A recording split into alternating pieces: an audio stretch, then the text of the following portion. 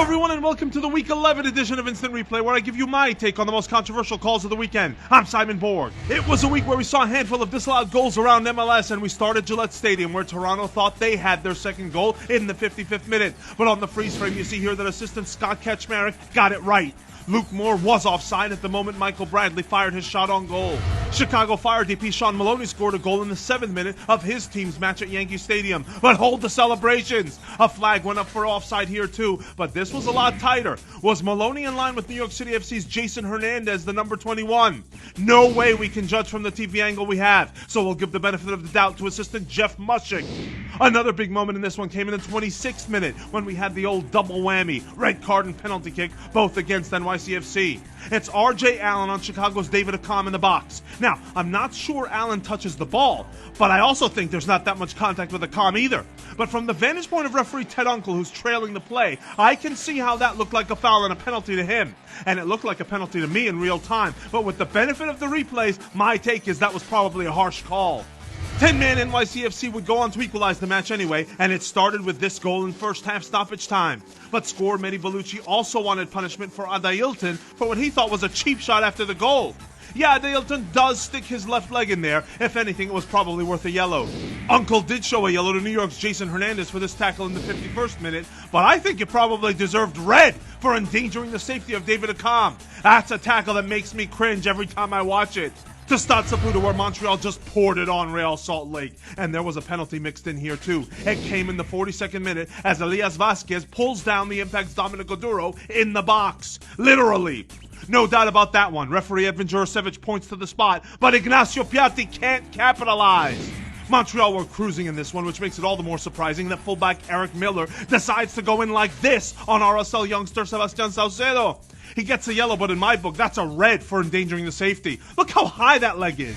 Some wanted a red on Red Bulls midfielder Sasha Kleshchin for endangering the safety of Victor Ulloa with this studs-up challenge. I thought this was really similar to the Richie Marquez play from last weekend, which earned the Union defender a red card in Vancouver. I thought that was a good red, and in comparison, I feel Kleshchin's was even more dangerous. So I agree with Jake Brabham on Twitter here. I would have gone red, but Kleshchin gets by with a yellow from referee Ricardo Salazar. There's no debate about the wild tackle that earned Crew SC's Mohamed Saeed a second yellow at Avaya Stadium. He knows it and just walks off the field as referee Kevin Stott shows him the subsequent red card. Thanks to Todd Fichtenberg, who pointed out a play in the 13th minute of this one that probably should have resulted in a penalty for Crew SC with the score still tied 0-0. You see, Ethan Finley simply goes straight up for the header, but San Jose's Sananayasi, who doesn't even bother jumping, runs right into him. Stott says play on, but I thought that was a foul and a penalty, and so does Finley. There was a penalty awarded in Orlando on Sunday, but LA Galaxy head coach Bruce Arena disagreed with the call. He felt this PK on Kaká was, quote, a poor call by the referee. Let's look at it again. Does goalkeeper Jaime Penedo get the ball? Yes, but he also clips Kaká in the process. If he doesn't bring him down, Kaká has another chance at that ball. I think that was a good penalty call by referee Jair Marufo, and Kaká himself steps up to convert and put the game out of reach. Speaking of Kaká, Donald Pacaba on Twitter felt he should have perhaps seen red for this contact with the head of LA's Mika Varanen. But I don't agree. That constitutes violent conduct or endangering the safety. To me, that's worth a yellow for reckless play. But Marufo actually calls the foul on Varanen in that instance and keeps the cards in his pocket.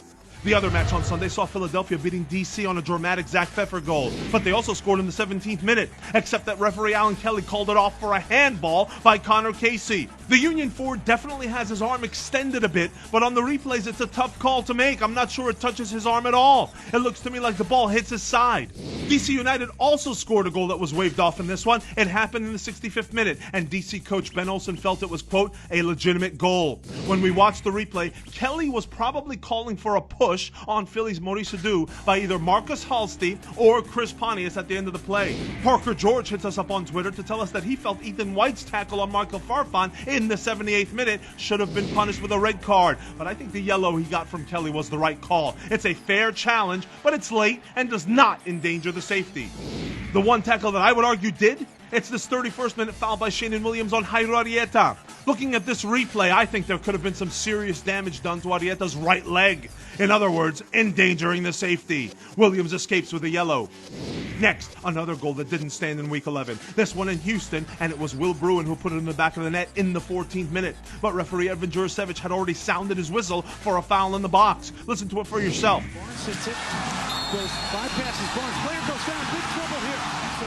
Now, I know what you're thinking. Should have been a penalty, right? Wrong! You'll notice the clash between Fernando Adi and David Horst happens right before the free kick comes in.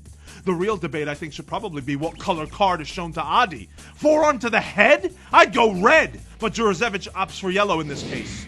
Adi went on to score in this game, giving the Timbers the momentary equalizer in the 48th minute, but some wanted that goal called back too for an alleged foul by Diego Chara on Luis Garrido near midfield. I think that's a good shout. Garrido beats Chara to the ball, and the Portland player runs into him. Jurasevich says play on, and the goal stands. No matter, Houston would still romp to a 3-1 win.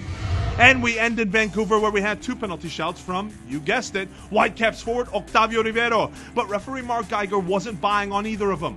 Late in the first half, it looks like Seattle's Gonzalo Pineda sticks his leg out and comes across Rivero. I thought that was a penalty from this angle, but then from this one, it looks like he may be going down a little too easily. Either way, Geiger's in perfect position to make the call.